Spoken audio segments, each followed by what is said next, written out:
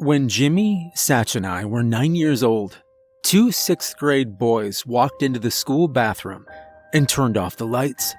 The three of us, along with what seemed to be half the school, waited outside with bated breath.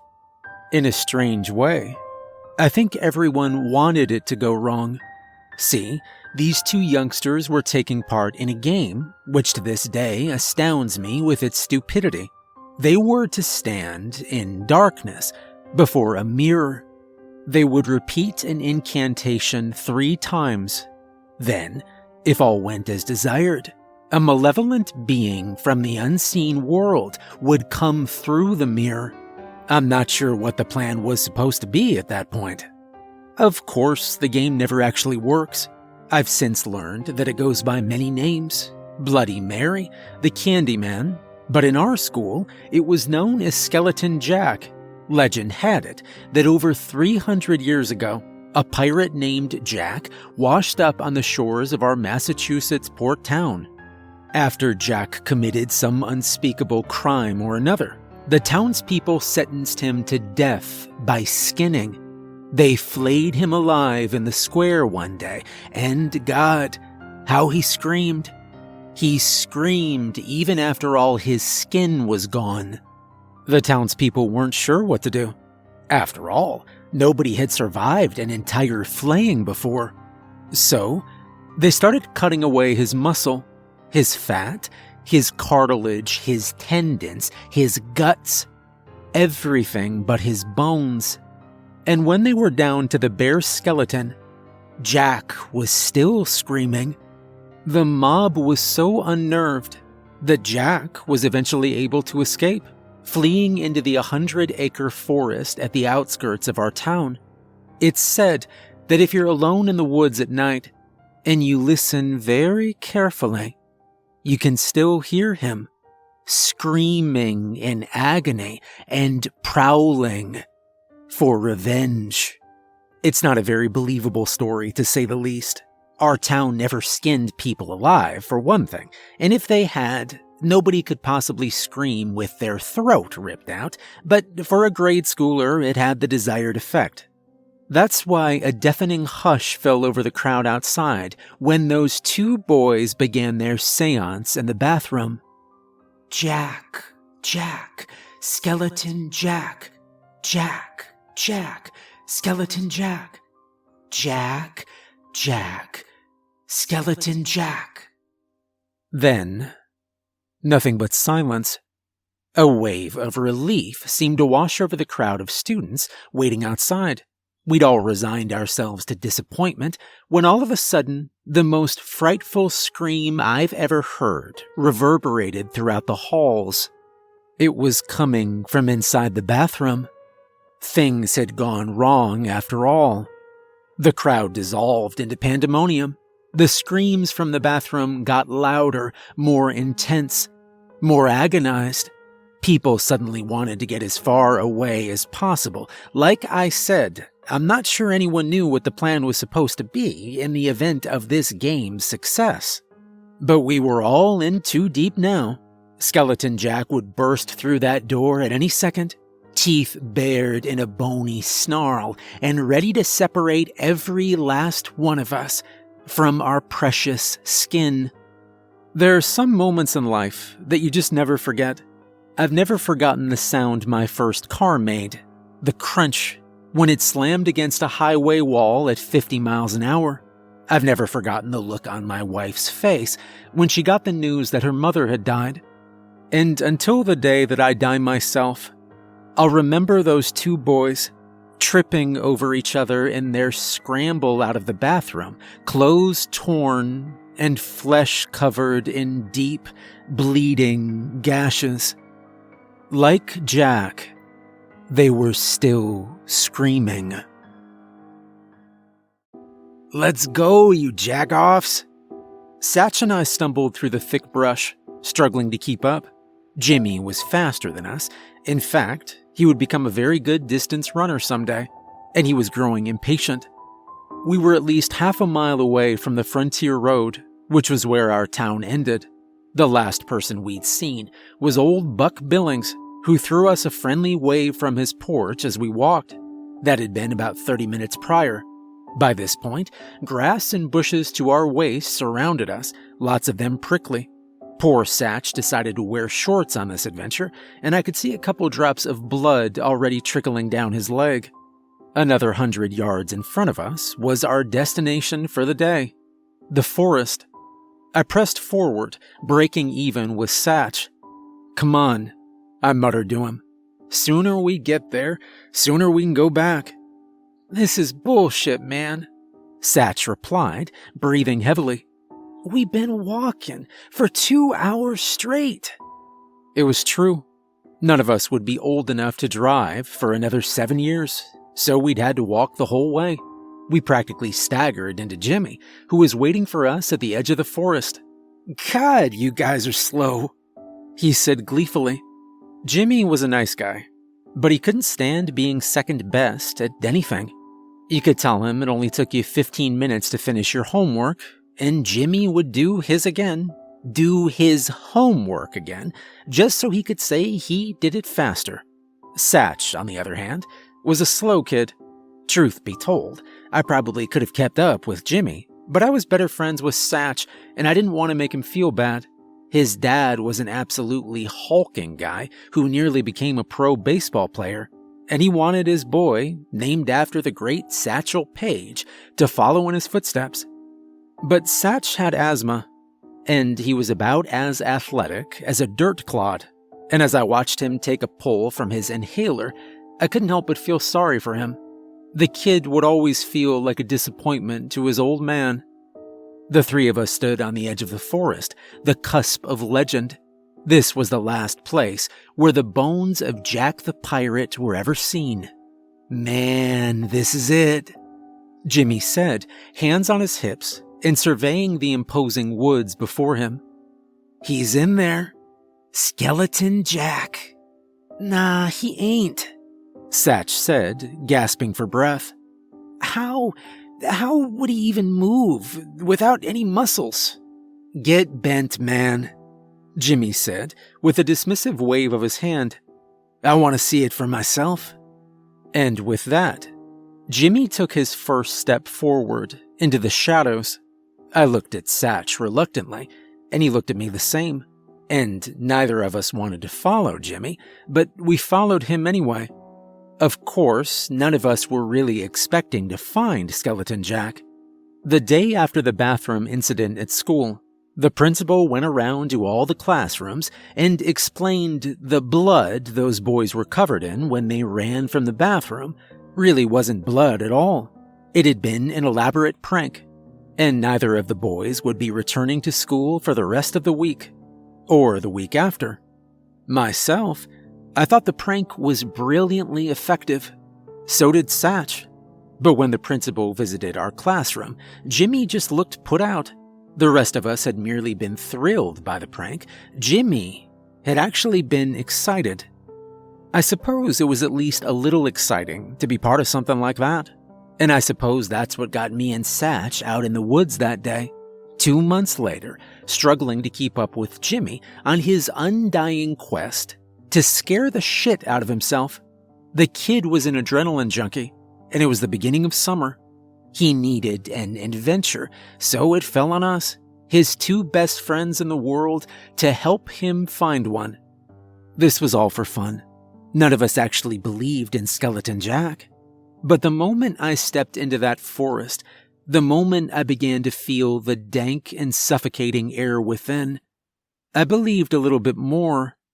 I looked at Satch, and despite our rapidly darkening surroundings, I could see on his face that he wasn't ruling out an encounter with Skeleton Jack either.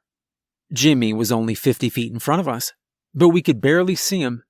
There was no path to speak of in those woods, just wild, untamed growth, boulders to climb over, roots to trip on, and the darkness cast a gray tint on even the greenest of leaves.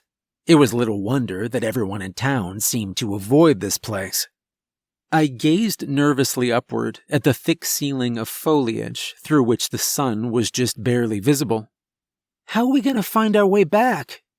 Satch asked, and I looked behind him. We'd been in the forest for a mere 2 minutes, and already the outside world seemed like a memory. I wondered how far Jimmy intended to go. "Let's catch up," I said. "We need to stay together." I picked up the pace, and Satch reluctantly followed suit. But by the time we reached Jimmy, Satch was at the very end of his very short rope. "Dude, it's creepy as shit in here. Stop walking for half a damn second, will ya?" And then Jimmy stopped. There were no birds chirping, no crickets cricketing, nothing except the sound of our own heavy breaths and the crunch of our footfalls. We were alone, surrounded in gray, and the eeriness was almost palpable. "Maybe we didn't think this through," I said to Jimmy, trying to be diplomatic. "There's nobody out here, not Skeleton Jack, not anyone else. Which means that if we get lost, there won't be anyone to help us. You really want to spend an entire night out here? Maybe more?" Jimmy turned and pointed. "All we have to do is keep walking back the way we came, and we'll get out of here," he said, his tone half indignant, half pleading. "I'll slow down, though, and if Skeleton Jack comes for you," he looked pointedly at Satch, "I got your back." "I ain't scared, man," Satch said, and marched ahead. Jimmy, smiling, followed. I didn't speak, but I should have. I should have told them to turn around, that something was wrong, that we weren't supposed to be here. I should have told them that despite our apparent solitude, I felt like somebody was watching us. But I didn't. I just walked behind Jimmy, eyes trained on the ground, willing myself not to wuss out. There's some shame a 9-year-old just can't recover from. We walked for what felt like another hour before I had the guts to speak up again. I finally became more scared of dying out in that forest than of receiving a disapproving glare from my friend. I looked pointedly at Jimmy. "We've gone far enough," I said, hoping I sounded much braver than I felt. "We're not even supposed to be out here in the first place. If we don't make it back before dark, then we'll really be in shit." Jimmy paused, contemplating the wisdom of my argument. He almost seemed ready to give up on our adventure when his eye caught something in the distance. "What the hell is that?" he muttered as he walked past me. I turned around. I could see what he was looking at, a tangle of jet-black branches off in the distance. I sighed. "Come on," I said to Satch, who looked almost delirious from exhaustion. A minute later, the three of us stood before a tree that was unlike any we'd ever seen. In contrast to the grand oaks which surrounded us, this one was short, frail, and withered. It grew no leaves. That would have been unthinkable. It was solid black throughout, a dark black, if there is such a thing. I learned from a science class a few years later that black is not actually a color. Rather, it absorbs all colors and reflects none of them back to the eye. But if I had not seen this tree, I never would have fully comprehended such an idea. For while all other trees within this forest were brimming with life, this one seemed to absorb life, to steal it. Even the air around it felt darker. "Holy shit," Satch whispered, almost reverently. Jimmy let out a low whistle in agreement. "You seeing this, man?" he asked me. I did not answer him. I'd heard something, and I was listening intently, trying to hear it again. "What's he doing?" Satch asked Jimmy, who shook his head. "Shh," I hissed at them. I tapped my ear to indicate that I was listening for something. Everyone was quiet for a few seconds, but whatever I'd heard seemed to be gone. "I don't hear nothing, man." Jimmy giggled. "You must be losing your marbles." "Losing your marbles," Satch repeated, perhaps grateful to not be the butt of this particular joke. But I didn't care. I was too mystified by this otherworldly tree. I found myself wanting to investigate it and run from it at the same time. We all gazed at the tree for another moment or so. Finally, Satch broke the silence. "Dare you to touch it," he said. Jimmy's eyes lit up. This was what he'd come out here for. Myself, I became more frightened of this tree with every second we remained near it. Something about it just seemed mean, malevolent even. And I had heard something before. And I still felt like we were being watched. I cringed as Jimmy approached the tree, but I knew better than to say anything. He was gonna touch it no matter what. The only question was whether I'd get out of this situation without seeming like a scaredy cat. Jimmy reached his hand out, placed his palm on the surface of the tree, and nothing happened. Satch let out a breath. Even Jimmy looked a little relieved. I myself began to loosen up a little bit. "You have fun, dummy?" But then I heard it again. Breathing. Nearby. Angry. "You guys hear that?" I asked, the panic now unmistakable in my voice. Hear what?" Jimmy asked. I paused and strained to hear the breathing, but it was gone. I heard breathing," I said, sheepish. "I think there's someone else out here." Yeah, and I think you're hearing things." Jimmy laughed.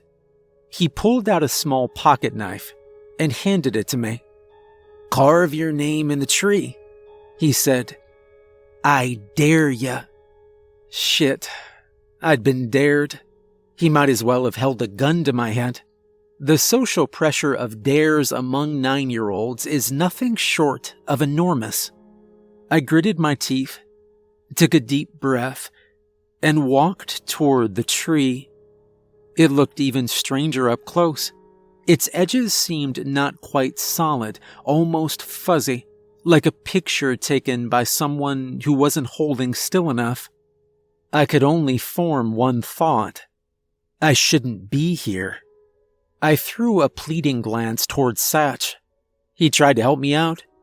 "Hey, it's getting dark," he said, but Jimmy hushed him. His eyes were trained on me.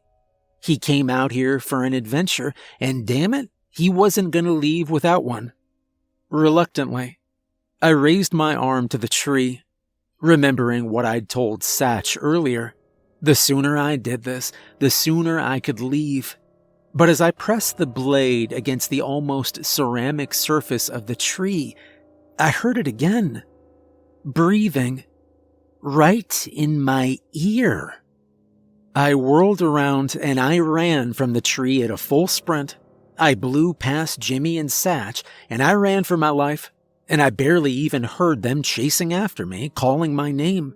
I didn't even begin to care about the social repercussions of my actions until I stopped almost half a mile from the tree. From that breathing. Jimmy was laughing when he reached me. Even Satch had an amused look on his face. Like I said, there's some shame a 9-year-old just can't recover from. After 2 weeks of merciless teasing, and yes, I mean merciless, if you'd known Jimmy, you'd understand, I decided to do something drastic. That's how I ended up by myself, in the middle of the night, at the edge of the forest, with little more than a flashlight and thin jacket to keep me company. The sky was deep and full of clouds, only illuminated by the partially concealed full moon. A thin mist hung in the air. It was a dark and not so stormy night. Over the course of my life, I've noticed that bad decisions come far more easily to me during the hours when I should be asleep. The night in question was my first inkling of that truth. For as I stood on the edge of disaster, waiting to take my first step into the jaws of hell, adrenaline coursing through every vein in my body, I didn't feel scared in the least. I felt alive. I coolly walked into the shadow, not having any idea how I'd find the tree, and not caring in the least. The absolute silence of that forest should have unnerved me then. It unnerves me now to think about, but 9-year-olds just aren't equipped to notice some things.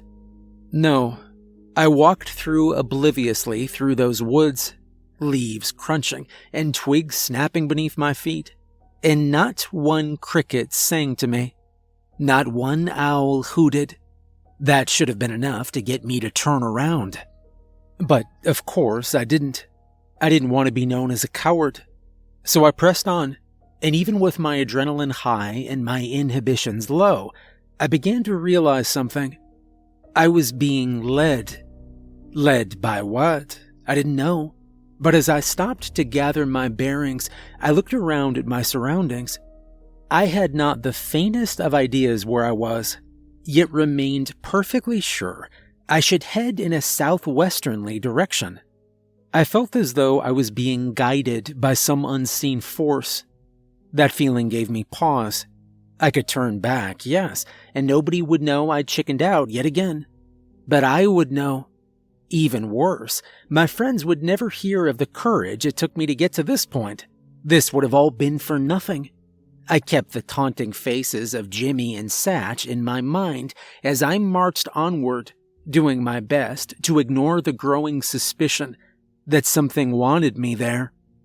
The final 15 minutes of that walk was harrowing to be sure, but when I finally came upon the tree, nearly invisible in the dead night, I was filled with the deepest sense of dread that has ever plagued me. And as the breathing began to surround me once again, and as the breaths turned to indiscernible whispers, I shook with fear. I could do this. I was just imagining things. I pulled out my pocket knife and I stared at the tree with fierce determination. Run there, carve, run back. I was fast. Not Jimmy fast, but I was fast. I could outrun something if I needed to. I took a deep breath.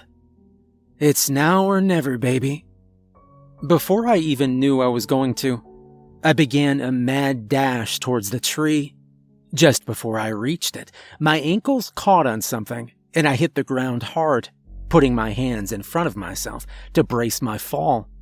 The knife twisted from my grip, and its blade ran a deep slice down my palm. The pain was instantly blinding. I curled up on the ground, holding my hand, but when I heard the whispers around me grow louder, I scrambled to my feet. Blinking back tears, I grabbed the knife, used my bloody hand to brace myself against the tree, and began to carve.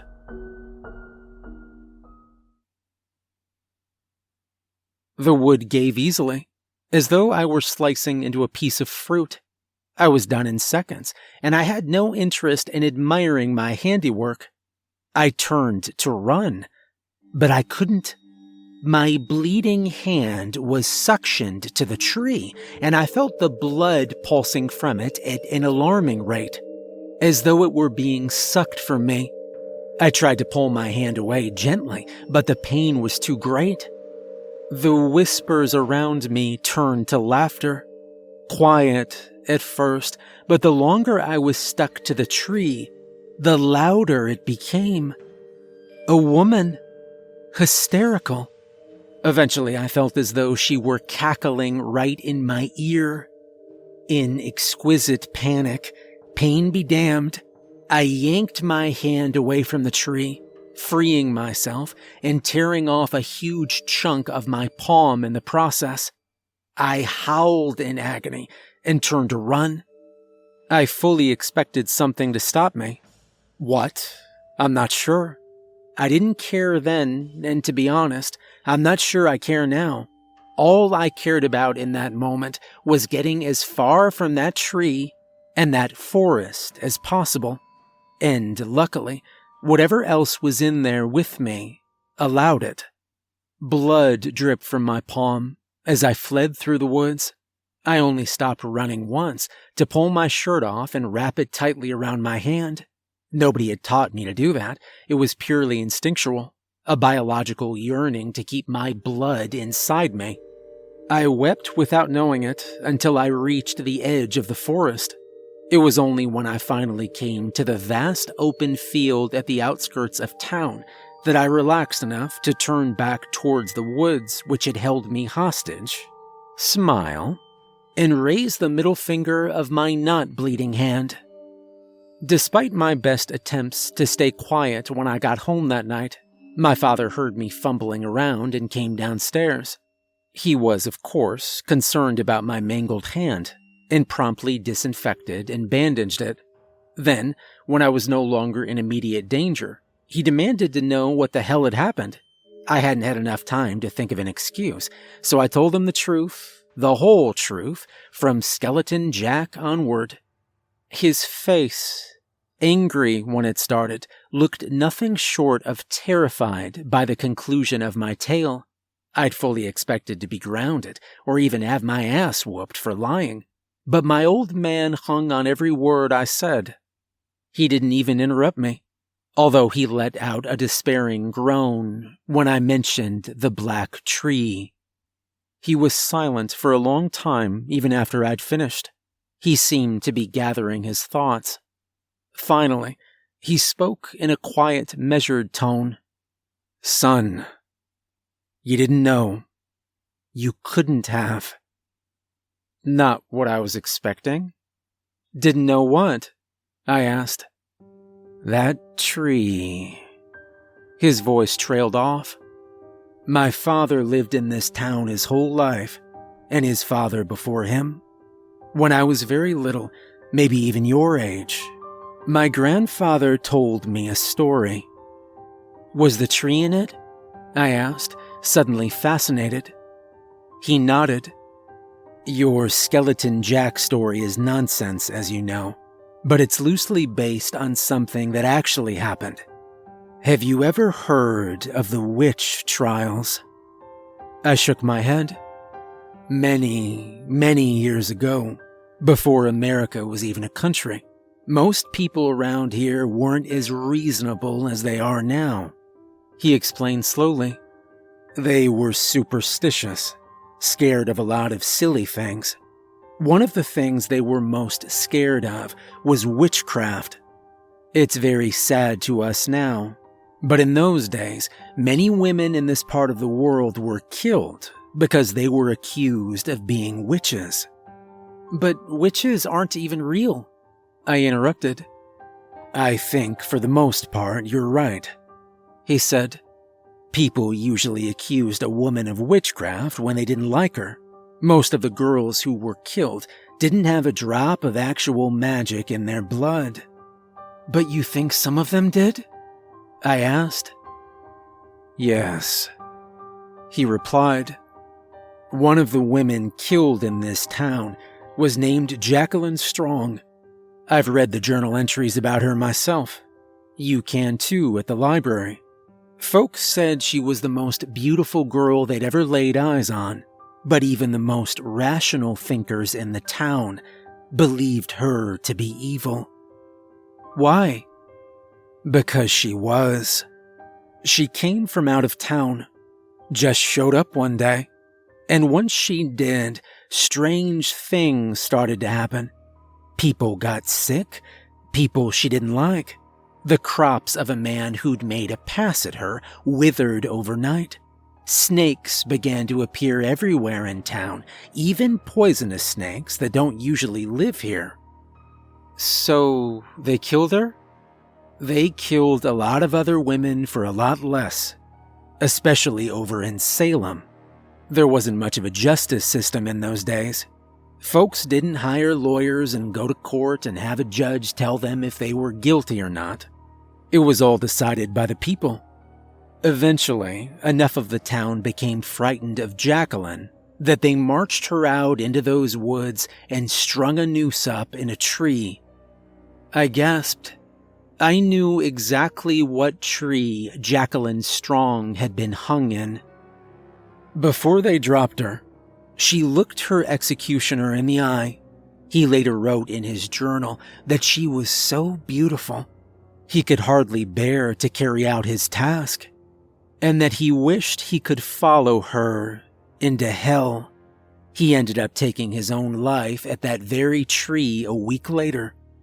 Before he hung her, she told him, "I could stop you if I wished."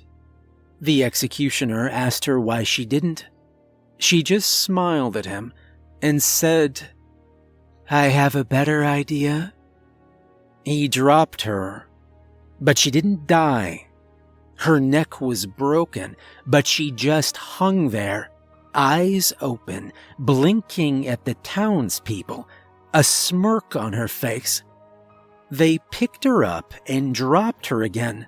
The rope even scraped most of the skin from her throat, but again, she didn't die. She just stared at all the townspeople, smiling calmly.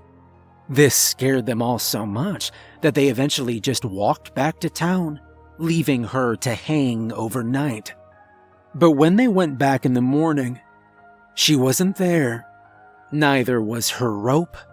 All they found was the tree they'd hung her from, black and withered and filled with evil. My dad made me swear not to tell Jimmy and Satch about any of this. There's still a chance nothing will happen, he'd said, but he refused to elaborate much further. I wanted to honor his wishes, I truly did, but not sharing my bravery with my friends was simply too much to ask. Jimmy, always ready for an adventure, was enthralled by my tale. Satch, less so. I think he felt somewhat responsible for what had happened to me. He wasn't as bad as Jimmy, but he'd teased me as well. Still, both of them agreed to help me search in the library for information regarding the death of Jacqueline Strong. So at the end of our summer, all three of us found ourselves poring over books a few days earlier than we'd expected. The library was the oldest building in the area, and it contained a dizzying amount of information about our town's history. Sarah Sales, the assistant librarian, was an exceptionally pretty lady. She also loved to see children in her library. It was a slow day, so she was eager to help us. "What are you trying to find?" she asked, eyeing the stack of photocopies on our table. "We're looking for information about the witch trials," I said. "A lady named Jacqueline Strong was killed back then, and we heard some crazy stories about it." A flicker of recognition, and perhaps fear, crossed her face, but she forced it away. The subject matter was macabre, but we were interested in learning. Perhaps she was motivated by her love of teaching and of children, as she smiled and said, "Well then, let's get to work." We were glad to have her. To us, the writing was almost illegible, but strange penmanship and even stranger spelling was no obstacle for Mrs. Sales, who would soon become herself a victim of this ultimate wickedness. We didn't learn much more than bits and pieces, but it was enough to string together an idea of the secrets that tree held. Evidently, Jacqueline Strong's executioner wasn't the only person who died at that tree. After his body was found slumped at its base, a string of suicides followed. Hangings. The overwhelming sentiment was that the men who strung themselves up in that tree were normal, everyday, good men. The shock and sadness of the townspeople permeated the pages we read. One incident was very intriguing. Catherine Keene, wife of the recently deceased Christopher Keene, wrote of her husband's last days that he'd seemed distant, less affectionate, and she feared he'd been taken by a woman more beautiful than she. We also learned that when the executioner's body was discovered at the tree, wrists cut vertically, any trace of his blood was conspicuously absent from the scene. One superstitious town leader suspected vampires, sucking his blood in the dead of night. I thought that particular theory unlikely, but still half-consciously traced my fingers over my bandaged palm. After a while, Mrs. Sayles seemed to realize that researching suicide with 9-year-olds was probably not the best use of her time, so she bid us farewell. But as she walked away, she turned back around, perhaps eager to justify our morbid studies by delivering some semblance of useful education. History is an amazing thing, kids. Never lose your passion for it. Without it, the past would be completely forgotten. Then, almost as an afterthought, she added, "That tree's still out there, you know." "Yeah," I replied. "We know." Jimmy, Satch, and I made a sacred pact to never enter the forest again. Still, the horrors began anew on one chilly September night, just weeks after school had resumed. Old Buck Billings, always armed with a smile and a wave, suddenly went missing, and nobody could find him for 3 days. Probably fell down and got stuck somewhere, my father theorized one day. Somewhere nobody's thinking to look. "You really think that?" I asked. I had an image in my mind of poor Buck, all strung up in that ungodly tree, the wind swaying him back and forth. "Good a guess as any," my old man replied, but he looked worried. When they found him, the town was in shock. Old Buck was the last one you'd expect to off himself. Something wasn't right, and I think people could sense it. The night after they found Buck, Clint Redding rolled out of bed and told his wife he'd be right back. She woke up at about 4 a.m. to snakes slithering through her sheets. She screamed bloody murder, but of course her husband did not come, because he wasn't there. I don't think I need to tell you where he was. By this point, the town was in a panic. They even held a meeting somewhere, and I think most of the grown-ups were invited. I know my dad went at any rate. At the meeting, there was little, if any, mention of the supernatural. It's funny how different kids and adults are. At school, a natural explanation for the suicide epidemic would have been laughed off the playground in derision. We knew what was up. At the meeting, a recent college graduate named Timmy Fletcher volunteered to stand guard in a night shift by the tree, lest another citizen fall prey to its branches.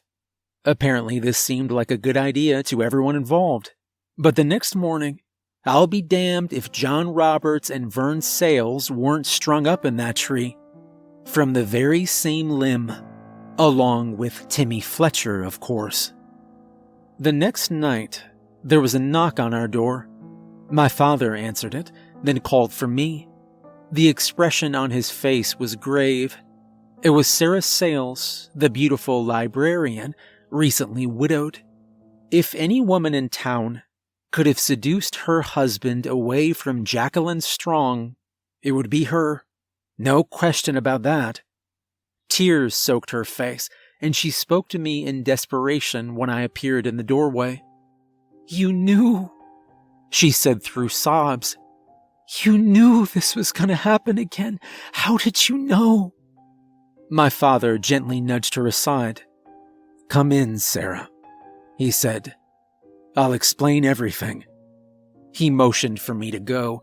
This was not a conversation for children.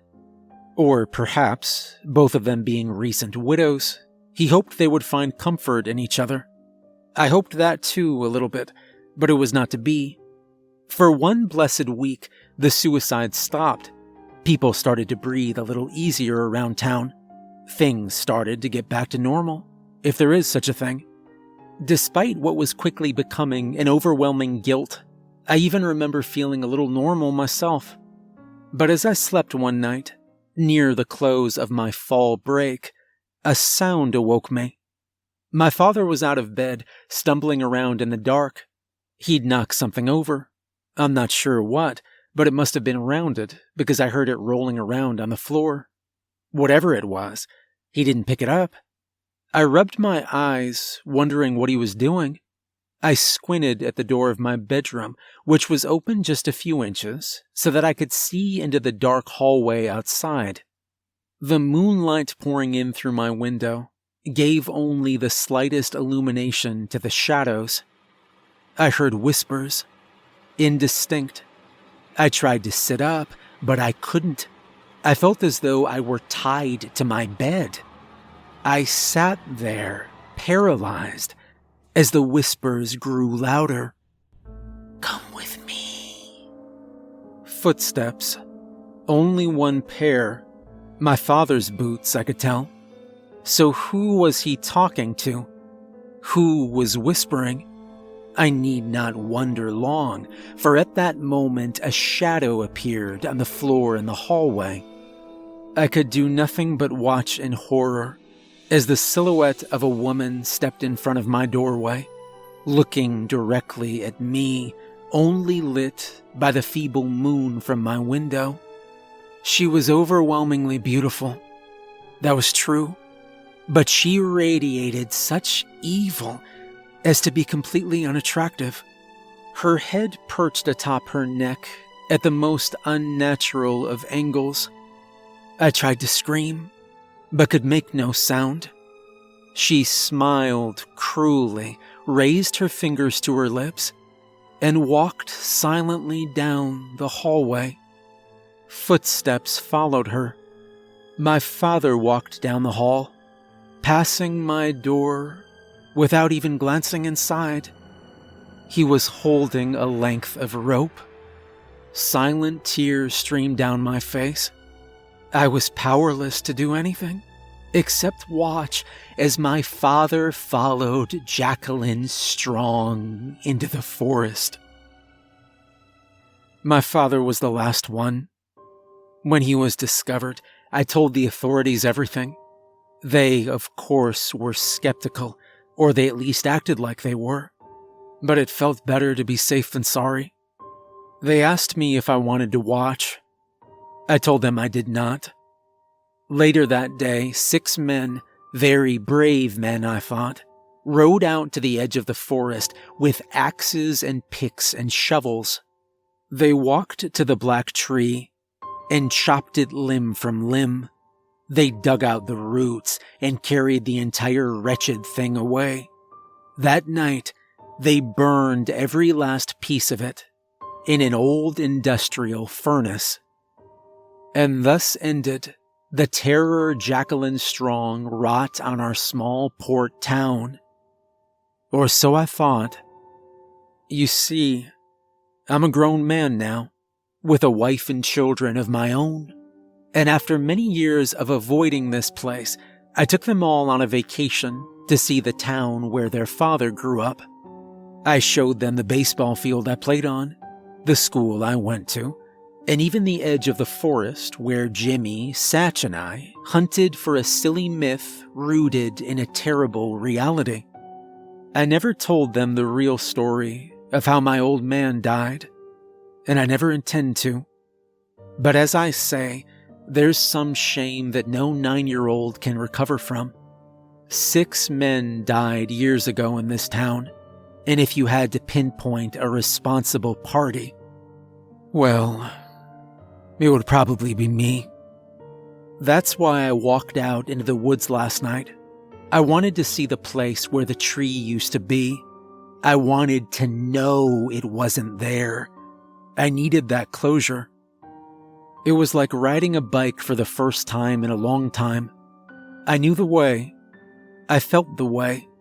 And when I reached my destination and stood in the place where my father and so many others had met their end, I knew I stood before evil. I was baptized in fear on that spot, for there, protruding from the cold, unforgiving earth, grew a small tree, a sapling, fragile, less than a foot high, and as black as a raven's wing.